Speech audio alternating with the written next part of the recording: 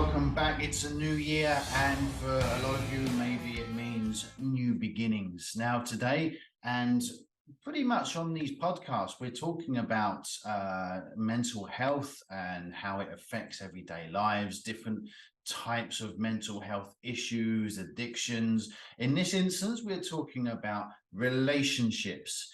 Now, particularly narcissism in relationships. Now, the word narcissism gets thrown around in today's society, where everyone seems to be self-obsessed with this celebrity-driven culture.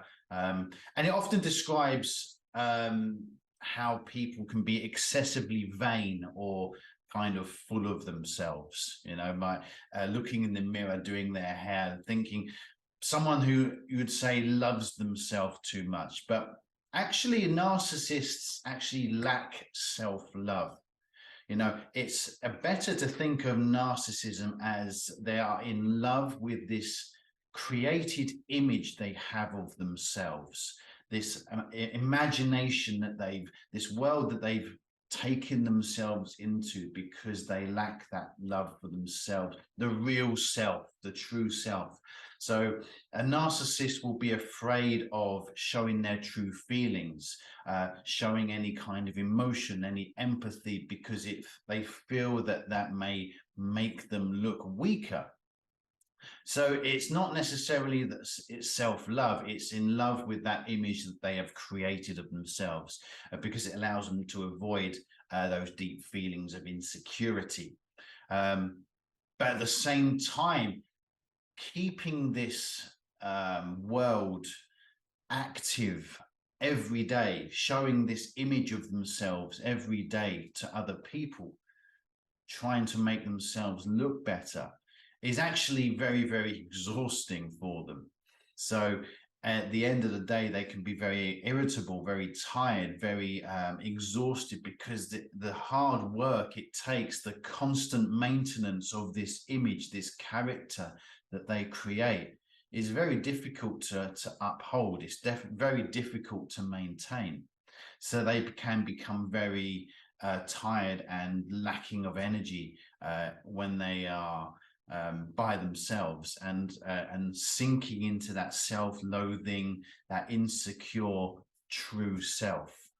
Now, the patterns of this, when you look at someone or meet someone with narcissistic personality disorder, which is the term often used, it can come across as someone with as a cocky, manipulative, selfish, patronizing kind of demeanor.